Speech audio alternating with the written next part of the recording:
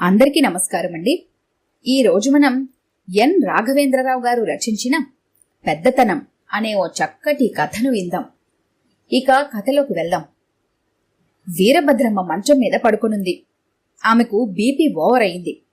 Doctor Venkataratnam ఆమెను చూసి medicines రాసిచ్చి అప్పుడే వెళ్లిపోయాడు.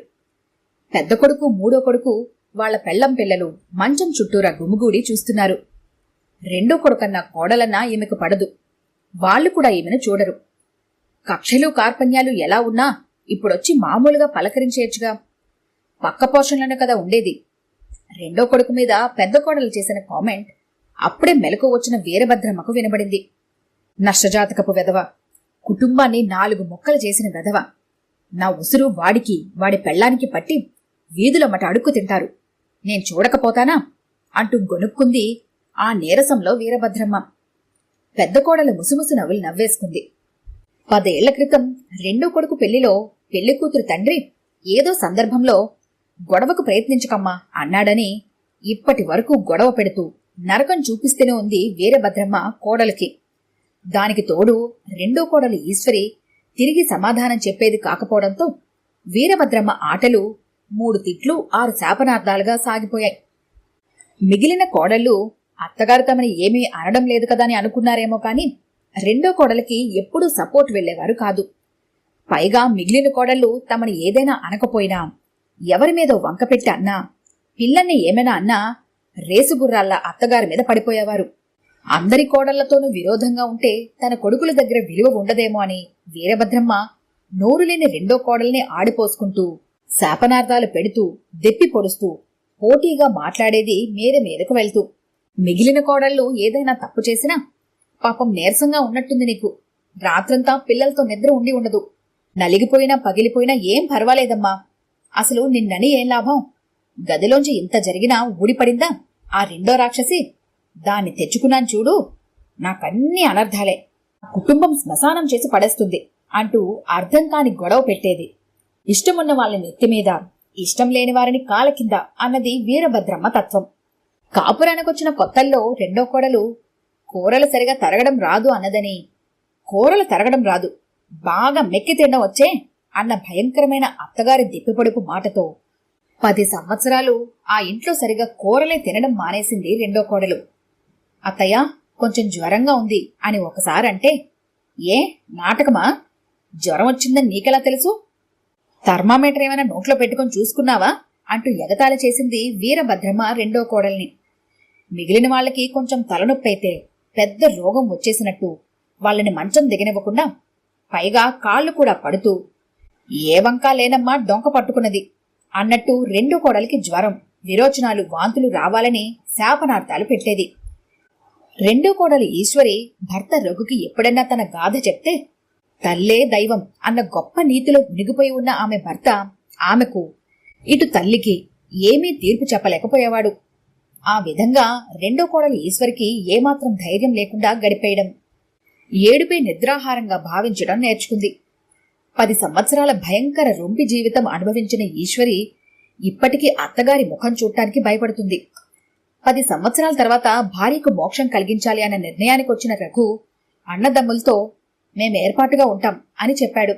ఆ అవకాశం ఎవరి ద్వారా ఎప్పుడొస్తుందా అని చూసే మిగిలిన వాళ్ళు, ఏం చేయం, మా అందరికీ కలిసి ఉండాలనే ఉంది, ఇప్పుడు నువ్వు ఈ నిర్ణయం తీసుకున్నాక కుదురుతుందా, అలాగే చేసేద్దాం, ఎవరి పోర్షన్లో వాళ్ళు వండుకు తిందాం అంటూ తెగ బాధపడిపోయినట్టు నటించి ఇల్లుని 3 పోర్షన్లు చేసేసుకున్నారు. అదిగో అప్పుడే రెండో కొడుకు మీద కొత్తగా కసి పెంచుకుంది వీరభద్రమ్మ. తను గతంలో కోడల్ని ఆడిపోసుకున్నప్పుడు కొడుకు ముందుకొచ్చి పెళ్ళాం జుట్టు పట్టుకుని, మా అమ్మ మాట వింటావా లేదా అని కొడుకు తిట్టలేదని వీరభద్రమ్మ ఉద్దేశం. ఎంతోమంది కొడుకుల్లా కిరసనాయిలు పోసి అంటించడం, పురుగుల మందు పండులో పెట్టి ఇవ్వడం, పేక నులిమి చంపి ఆత్మహత్యగా చిత్రించడం లాంటివి ఆ రెండో కొడుకు తనకు దన్నుగా ఉండి చెయ్యలేదని వీరభద్రమ్మ బాధ. అటు తల్లే కాదు, ఇటు నన్నే నమ్ముకొచ్చిన భార్య గొప్పది అన్న గొప్ప రాజనీతి తెలుసుకున్నవాడు రెండో కొడుకు రఘు. అదుగో ఆ రాజనీతి తీయబట్టే కుటుంబం విడిపోయాక ఈ 6 నెలల కాలంలో తల్లి బజారుకెక్కి బండ తిట్లు తిట్టినా నోరు మెదపలేకపోయాడు రఘు. ఎన్నో శాపనార్థాలు, ఎన్నో పడార్థపు మాటలు, మరెన్నో ఏసడింపు మాటలు, ఇంకెన్నో బండమాటలు. తలుపుల మీద పడి దబదబా బాదుతూ వీరభద్రమ్మ పరమ అసహ్యంగా ప్రవర్తిస్తున్నా అమ్మా రుణం అన్న పదాలు అర్థం పూర్తిగా తెలుసుకున్నవాడు కనుక పెదాలు విప్పలేకపోయాడు రఘు. అమ్మా అని పిలుద్దామంటే ఆ అవకాశం ఇచ్చేదే కాదు వీరభద్రమ్మ. నా కడుపున పుట్టి నా మీద విరోధమా? నువ్విలాంటి వాడివవుతావని తెలుసుంటే చిన్నప్పుడే నీ పేక నిలిమి చంపి చెత్త తొట్టలో పడేసేదాన్ని. నా పాలు తాగావే గుండెల మీద పడి, ఇప్పుడు నా పాలన్ని కక్కు. అలాంటి మనుషులు మాట్లాడని మాటలు సినిమా పద్ధతిలో మాట్లాడినా రెండో కొడుకు నోరు మెదపలేకపోయేవాడు. కుటుంబం మొక్కలైందని, నువ్వు పెళ్లాన్ని తన్ని తగలేయలేదని ఆమె కసి. అందుకే ఇలా మిమ్మల్నిద్దరినీ బాధ పెడుతుంది అనేవారు ఇరుగు పొరుగు. అవును మరి, ఆ పరిస్థితిలో కుటుంబం మొక్కలు చేయకపోతే నాదో నా భార్యదో శవం బయటికెళ్ళుండేది. అది మంచిదా ఇది మంచిదా అనేవాడు రఘు. ఆ ఇరుగు పొరుగే రెండో కొడుకు రఘుని, నీ బాధ చూడలేకపోతున్నామయ్యా, నువ్వు మీ అమ్మ మీద కేసు పెడితే మేం సపోర్ట్ ఉంటాం అన్నా ముందుకొచ్చేవాడు కాదు. అమ్మా రుణం అని అతని గుండెలో నాటుకుపోయాయి. తల్లి రుణం తీర్చుకోవడం గురించి ఎవరైనా అడిగితే కొన్ని కోట్లు తిట్లు తిట్టినా, 10 ఏళ్లు మానసికంగా నన్ను, నా భార్యను, పిల్లలను కృంగదీసినా, మా గురించి వ్యతిరేకత బంధువర్గంలోనూ చుట్టుపక్కల నూరిపోసినా ఒక్క మాట ఇప్పటి వరకు తిరిగామెను అనకపోవడమే నేను రుణం తీర్చుకున్నట్టు. ఏ సమస్య లేని కొడుకే ఈ రోజుల్లో తల్లిని చూడటం లేదు. నాలాంటి సమస్య ఉన్న ఏ కొడుకైనా తల్లికింత గౌరవం ఇస్తున్నాడేమో చూపించండి. అదే మమ్మల్ని ఆవిడ లోకువ చేయడానికి మూల కారణం అయ్యుండొచ్చు. ఆమె తప్పు తెలుసుకోకపోతుందా అనేవాడు బాధగా. పాపం, ఈ రెండో కొడుకు చాలా చులకనైపోయాడు. ఇంకా 2 కొడుకులున్నారన్న ధైర్యంతో ఆ పెద్దావిడ వీళ్ళనిలా ఏడిపిస్తుంది. అదే ఒక్క కొడుకుంటే ఇన్ని బాధలు పెట్టుండేదా? ఇన్ని వినరాని మాటలు విని ఉండేవాడా? ఇతని మంచితనమే ఇతన్ని కాపాడాలి. మనం ఎంతమందిని చూడలేదు. చిట్ట చివరి రోజుల్లో ఈ పనికిరాని కొడుకు కోడలే ఆ వీరభద్రమని చూస్తారు అనుకుంటూ వెళ్లిపోయేవారు ఇరుగు పొరుగువారు.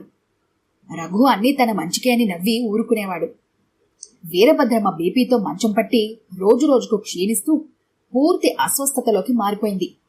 నా అనుకున్న కొడుకులు చాలాసార్లు హాస్పిటల్లో వైద్యం చేయించడం, మళ్లీ ఇంటికి తీసుకురావడం చేస్తూనే ఉన్నారు పాపం. మంచినీళ్ళ డబ్బు ఖర్చు పెడుతూనే ఉన్నారు. కాని ఆమెకు వ్యాధి ఎక్కువ అవుతూనే ఉంది. శుష్కించి కాలకృత్యాలు మంచం మీదే అన్న స్థితికి వచ్చేసింది. ఆమెకు కేటాయించిన గది దుర్గంధ భరితమైపోయింది.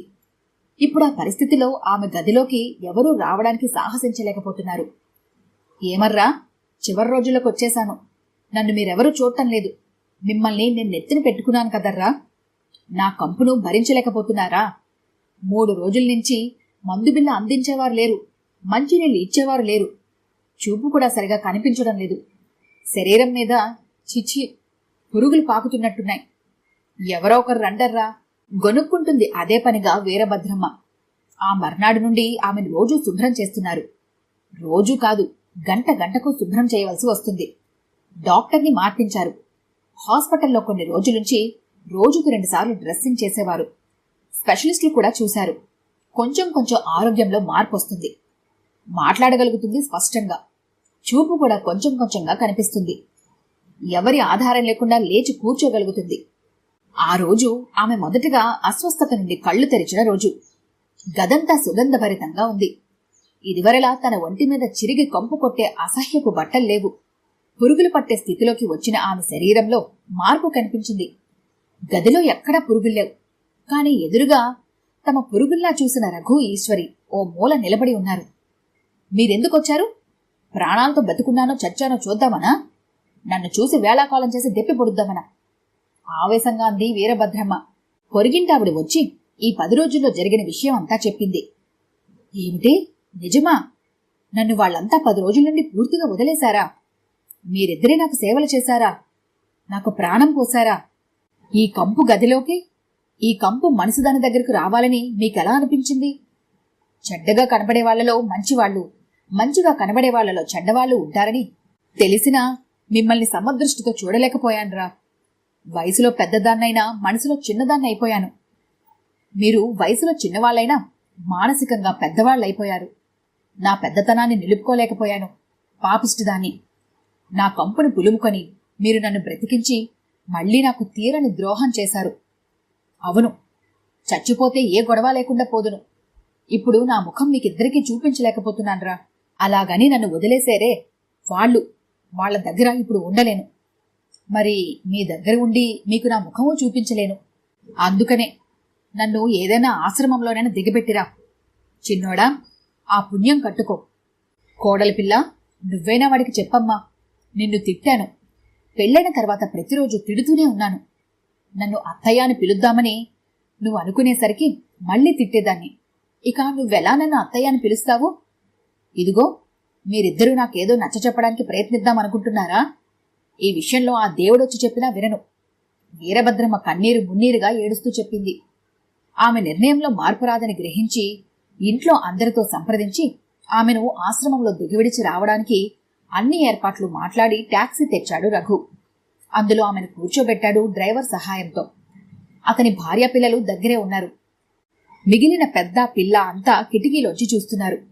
టాక్సీ నెమ్మదిగా కదలబోతోంది. వీరభద్రమ్మ అసువులు గాల్లో వేగంగా కలిసిపోయాయి. తన ఒడిలో వాలిన తల్లిని చూసి చిన్న కొడుకు అమ్మా అన్న పెద్ద కేకతో అందరూ కిటికీలు వదిలి తలుపులు గడియలు తీసుకుని బయటకొచ్చారు. ఆ ముసలావిడి మీద పడ్డారు, చివరి కార్యక్రమాలు నిర్వర్తించడం కోసం. ఈ కథ కనుక మీకు నచ్చినట్లయితే లైక్ చేయండి, షేర్ చేయండి. మరిన్ని ఇంట్రెస్టింగ్ కథల కోసం మా ఛానల్ని తప్పకుండా సబ్స్క్రైబ్ చేసుకోండి.